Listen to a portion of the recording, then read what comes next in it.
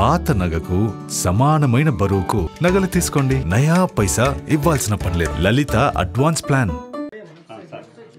నేను Telugu Desam party organising secretary. Telugu Desam party organising secretary. Party పదవికి రాజీనామా చేస్తున్నాను. మా కుటుంబానికి చంద్రబాబు నాయుడు వాళ్ళ కొడుకు లోకేష్ చాలా అన్యాయం చేశారు. 2013లో రాష్ట్రం విడగొట్టినప్పుడు ఆ రోజు మా నాన్నగారే ఆంధ్రప్రదేశ్లో ఉన్న ఎంపీలందరితో లీడ్ తీసుకెళ్ళి ఫస్ట్ ఆయనే స్పీకర్ గారికి ఇచ్చి మేమందరం రాజీనామా చేస్తున్నామని ఇచ్చారు ఫస్ట్. అలాంటి పరిస్థితుల్లో వేరే దారి లేక అదే సంవత్సరం సోనియా గాంధీ ట్రాన్స్ట్రాయ్ నుంచి పోలవరం ప్రాజెక్టు ఇచ్చారు. చంద్రబాబు నాయుడు ఇచ్చింది కాదు ఇది. ఆయనే మాకేం చేయలా, మమ్మల్ని దోసుకున్నాడు. ఇచ్చారు. తప్పనిసరి పరిస్థితే చేరిన దగ్గర నుంచి ఎంత హింస పెట్టాడంటే ఎలక్షన్కి అయింది 150 కోట్లు తీసుకున్నారు. ఎవరెవరు ఎంత తీసుకున్నారో మాకు తెలుసు, లెక్కలు ఉన్నాయి. లోకేష్ ఆ ప్రాజెక్టులో సర్వనాశనం చేశారు. మేము ఏదో బాగుపడతామని సహాయం చేయాలి కానీ మమ్మల్ని నాశనం చేయటమా? చంద్రబాబు నాయుడు, లోకేష్ దొంగలు. ఒకళ్ళు తెలియకుండా ఒకళ్ళు సబ్ కాంట్రాక్ట్ వాళ్ళు. సోమవారం అన్నాడుగా, అన్నీ పచ్చి అబద్ధాలు. వాళ్ళు వస్తే బేవర్సు. అదొక పార్టీ కాదు. ప్రజల కోసం, ప్రజల అవసరాని కోసం కాదు, వాళ్ళ కోసం. అది వాళ్ళ బాగోగులు, వాళ్ళ కుటుంబ సభ్యులు. అదొక వ్యాపార సంస్థ. నేను చాలా దగ్గరగా 2014 నుంచి 2019 దాకా నేను 1,00,000 ఉద్యోగాలు తెచ్చా అంటాడుగా లోకేష్. 1,00,000 ఉద్యోగాలు తెచ్చా, ఇన్ని 1,00,000 ఉద్యోగం తెచ్చారు, కియా కట్టాను. మరి ఆంధ్రపూర్లో ఎందుకు గెలవలేదు? నువ్వు ఆంధ్రపూర్లో ఎందుకు గెలవాలా? ఎన్ని సీట్లు వచ్చింది రాయలసీమలో? శ్రీ సిటీ మేమే చేసా అన్నావు. ఎందుకు గెలవలేకపోయారు? అక్కడ ఒక 3 సీట్లే పరిమితం అయ్యారు. దొంగలు. నువ్వు ఎందుకు వచ్చావు మంగళగిరి? నువ్వు రాయలసీమగా వెళ్ళి అక్కడ పోటీ చేయి. నీ ఇల్లేది అక్కడిక్కడ. నువ్వు రాయలసీమ దమ్ము ధైర్యం. రాయలసీమ అక్కడ లేరా మనుషులు? అక్కడ మీ కులస్తులు లేరా? నువ్వు ఎట్లా గెలుస్తావు చూస్తా మంగళగిరిలో. మంగళగిరిలో నేను కాండ్రు కమలా ఉన్నప్పుడు నేను ఎలక్షన్ చేశా. నేను ప్రత్యక్ష ఎలక్షన్ చేశా. అది బీసీ నియోజకవర్గం. నేను గెలిపించుకున్నా ఆయన్ని. మీరు అడగండి కావాలంటే కాండ్రు కమలాని, హనుమంతరావుని. నేను ఎంత కష్టపడ్డాను, నేను గెలిపించుకున్నా. ఎంతమంది ఉన్నారు? సామాజిక వర్గం ఎవరికి కోసినా ఒకటే రక్తమయ్యా. నా దగ్గర పసుపు రాదు. ఈ కోస్టల్ జిల్లాలో, గుంటూరు, కృష్ణా జిల్లాల్లో కొల్లవాళ్ళు లేపుతున్నారు. వాళ్ళు డబ్బులు తీసుకోవటం, టికెట్లు అమ్ముకోవటం. 2019 ఓడిపోయాం, అందరూ ఓడిపోయారు. ప్రభుత్వం చేసింది అది ఎంత హేమీలు పెట్టా. 2019లో గెలవేసే పరిస్థితి లేదు. ఎందుకు? ఒక ఆలోచించారా? నీ ప్రభుత్వం సరిగ్గా పనిచేయలేదు, నువ్వు స్వార్థ రూపంగా పనిచేసావు. నీ అపాయింట్మెంట్ కోసం 25-30 మంది బయట ఎమ్మెల్యేలు వెయిటింగా. మా నాన్నగారు 1 గంట సేపు వెయిట్ చేశారు. ఒక చిన్న ప్రపోజలు, అది అవలా. ఎందుకైనా ఎంత బాధపడ్డారు? ఏమన్నాడు? వినుకొండలో సాక్షాత్తు పబ్లిక్ మీటింగ్లో పల్నాడు వాటర్ ప్రాజెక్ట్ చేస్తా అన్నాడు. ప్రతి ఇంటికి కుళాయి ఇస్తా అన్నారు. రాయపాటి సాంబశివరావు గారిని బాధ్యత తీసుకున్నారు. సంవత్సరం కష్టపడ్డారు. సెంట్రల్ గవర్నమెంట్కి వెళ్ళారు. అక్కడ లోకల్ ఆర్డబ్ల్యూఎస్ ఇంజనీర్ దగ్గర ఇప్పటికే ఉంది ఆ ప్రాజెక్ట్ రిపోర్టు. ఆర్డబ్ల్యూఎస్ వాళ్ళు డిపార్ట్మెంట్ వాళ్ళు చేశారు. చేసిన తర్వాత అది తీసుకొని ఢిల్లీ వాళ్ళతో మాట్లాడి, మినిస్టర్తో, ఐఏఎస్తో మాట్లాడి, బాబు డ్రింకింగ్ వాటర్ వాళ్ళు ఒకటే అన్నారు. డ్రింకింగ్ వాటర్ ప్రధానమంత్రి మోదీ 100% ఓకే చేస్తారు.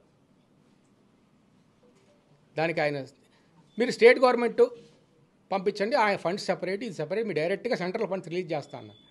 చంద్రబాబు నాయుడు దగ్గరికి వస్తే ఆయన ఇదిగో అంటారు. వాళ్ళకి చెప్పి వీళ్ళకి చెప్పి చంద్రబాబు నాయుడు కాదు. చంద్రబాబు ఏంటి? ఆయన డైరెక్ట్ ఎలక్షన్లో గెలిచాడు ఎప్పుడన్నా? అది చేయలేదు. పోనీ మా సంగతి తీసేయండి, పార్టీని నమ్ముకొని వాళ్ళు ఉన్నారు, ఎన్టీ రామారావు స్థాపించిన దగ్గర నుంచి. వాళ్ళ కోసం ఏం చేశావు? వాళ్ళ కోసం ఏం చేశావు? ఈరోజు వాళ్ళు ఎకరం 2 ఎకరాలు ఉన్న అమ్ముకొని ఇబ్బంది పడితే అప్పుల్లో ఉంటున్నారు. లోకేష్ ఏమంటావు నువ్వు? నేను కార్యకర్తల సంక్షేమ ఏం చేసావయ్యా? ఇన్సూరెన్స్ ఇస్తానా చనిపోయిన వాళ్ళకి, అందరి దగ్గర మెంబర్షిప్ తీసుకున్నావు, ఏది లెక్కలు తీ బయటికి? ఎంతమందికి ఇచ్చావు చూపించు. ఎందుకు వసూలు చేసే డబ్బులు? 50 లక్షల మంది, 60 లక్షల మంది. తర్వాత అసలు కార్డులే ఇవ్వలేదు వాళ్ళు. దీన్ని ఏమంటారు? పచ్చి మోసం. తెలుగుదేశం పార్టీ ఒక పచ్చి మోసం. నేను క్లియర్గా చెప్తున్నా. మేము 40 ఏళ్ళ నుంచి రాజకీయం, మా కుటుంబంలో మా నాన్నగారు 4 సార్లు 5 సార్లు ఎంపీ అయ్యారు, ఒకసారి ఓడిపోయారు, ఒకసారి రాజ్యసభ చేశారు, మా చిన్నాన్న జడ్పీ చైర్మన్ చేశారు, డీసీసీ ప్రెసిడెంట్ 9 సంవత్సరాలు చేశారు, మా తమ్ముడు మేయర్ చేశారు. ప్రత్యక్షంగా రాజకీయం మా కుటుంబం, మా ఇంట్లో నేను కళ్ళతో చిన్నప్పటి నుంచి చూస్తూనే ఉన్నా. ఇక్కడ కుల మతం లేదు, అందరికి వచ్చినట్టు పని చేసాం, చేతనైన పని చేసాం, చేతనైన సహాయం చేసాం. ఆ రోజుల్లో టెలిఫోన్ కనెక్షన్లే ఉండేవి కాదు. టెలిఫోన్ కనెక్షన్ కూడా ఢిల్లీ నుంచి ఎక్స్ట్రా తీసుకొచ్చి ఇచ్చేవాళ్ళం, రూపాయి ఆశించకుండా. ఇది ఆయన చేసిన సర్వీస్. మేము దెబ్బతిన్నాం, కుటుంబ దెబ్బతిన్నాం, మేము ఫైనాన్షియల్గా దెబ్బతిన్నాం. మేము ఎవరి దగ్గర మోసం చేయలా, చేసింది వాళ్ళు. ఏమయ్యా నీకు నేను ఒకటే మాట చెప్తున్నాను, లోకేష్ని అడుగుతున్నా, నీరు చెట్టు గుంటలు తీయటం అని ఎంత దోసుకున్నారు? గుంటలు తీయటం అంటే మిగతా జనం అంతా ఆయన చేసే పని గమనించలేదా? ఈ జనమూలు కమిటీలు ఏంటి అంటే మిగతా వాళ్ళు మనుషులు కాదా? ఎంత దోసుకున్నారు? 2014లో ఎస్సీ నియోజకవర్గంలో రాష్ట్ర వ్యాప్తంగా ఒక్క ఎస్సీ ఎమ్మెల్యేని పనిచేయనిచ్చారా చెప్పనండి. నేను ఛాలెంజ్ చేస్తున్నాను. ఇక్కడ మా గుంటూరు జిల్లా చూడండి, పత్తిపాడు, ఆయన పనిచేయనిచ్చారా? ఇక్కడ తాటికొండ చూడండి, పనిచేయనిచ్చారా? నేను 3 నియోజకవర్గం ఇన్ఛార్జ్కి పంపించాను నన్ను. ఒకటి గోపాలపురం, ఇంకొకటి ఏమన్నా మంత్రి జవహర్ గారిదమ్మా కొవ్వూరు, అక్కడ పనిచేయనిచ్చారా? మీరు వెళ్ళి జవహర్ని గుండెల మీద చేసుకొని చెప్పమను. ఎంత ఎంత ఆయన పని చేయని చివరికి వెళ్ళగొట్టేలా చేశారు. ఎస్సీలకి ఇచ్చే విలువ ఇదా మీరు? మీరు ఎక్కడి నుంచి వచ్చారు? దిగొచ్చారా మీరేమన్నా? ఎంత అన్యాయం ఇది. పోనీ చివరిలో పార్టీ కార్యకర్తలు ఎంతమంది ఇబ్బంది పడుతున్నారు, వాళ్ళు చేసిన చిన్న చిన్న వర్కులు బిల్లు కూడా ఆపిపారేశారు. ఏం చేశారు? 2 లక్షల కోట్లు 3 లక్షల కోట్లు తీసుకున్నారు. ఏం చేశారు డబ్బులు? ఇప్పుడు 2-3 లక్షల కోట్లు ఆయన ఉన్నప్పుడు ఆ హయాంలో ఖర్చు పెట్టారు. ఏం చేశారు? మీరు ఒకటే గుర్తుపెట్టుకోండి, నేను ఇంత ఇంట్రడక్షన్ ఇవ్వక్కర్లేదు.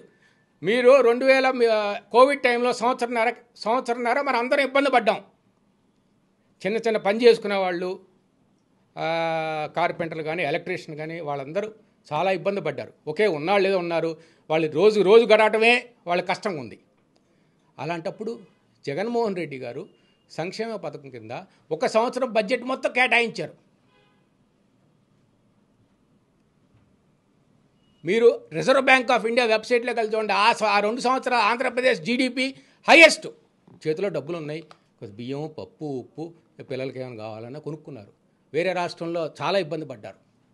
ఈ ఒక్క రాష్ట్రమే జీడిపి ఫుల్ బాగుంది. నేనేం చెప్పాను కదా, ఆర్బీఐ వెబ్సైట్లో చూడండి. సంక్షేమం అంటారు. ఇప్పుడు ఎక్కడి నుంచి వస్తాయి డబ్బులు మీకు? ఇంకా సంక్షేమం ఇస్తా అన్నారు, ఎక్కడి నుంచి వస్తాయి డబ్బులు మీకు?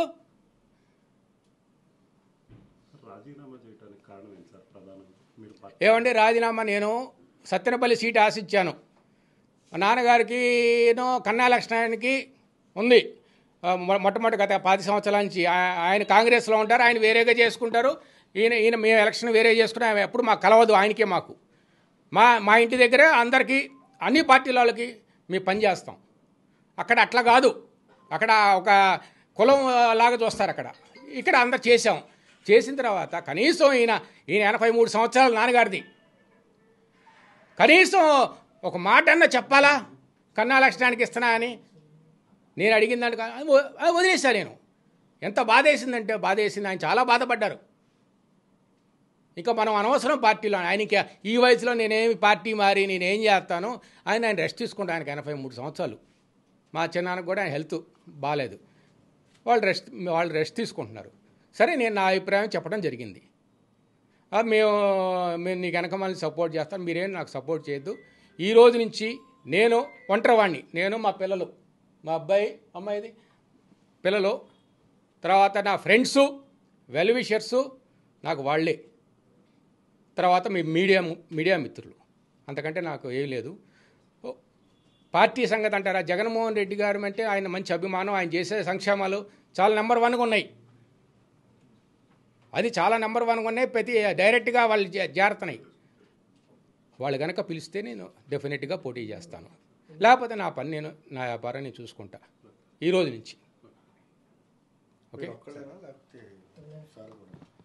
ఏమండి, సార్ విషయం వచ్చేటప్పటికి ఆయన 84 ఇయర్స్, ఆయనకి హెల్త్ బాగోట్లేదు, ఎక్కడికి వెళ్ళట్లేదు. ఆయన పాపం మల్టిపుల్ ఇష్యూస్ ఉన్నాయి. ఆయన చాలా బాధపడుతున్నారు. ఇప్పుడు నాకంటే ఆయన ఎక్కువ బాధపడుతున్నారు అన్ని విషయాల్లో. నేను ఎక్కడికి వెళ్ళను, నాకు ఓపిక లేదు, నేను ఎక్కడికి వెళ్ళను. వెళ్తే ఒక్కోసారి ఉంటే 4 రోజులు ఇక్కడే ఉంటారు, ఒకసారి హైదరాబాద్లో ఉంటారు, డాక్టర్ చెకప్ అంతవరకే. అంతమించి ఆయన ఇంకేమీ చేయట్లేదు. ఇది నా నిర్ణయం. అది ఓకే.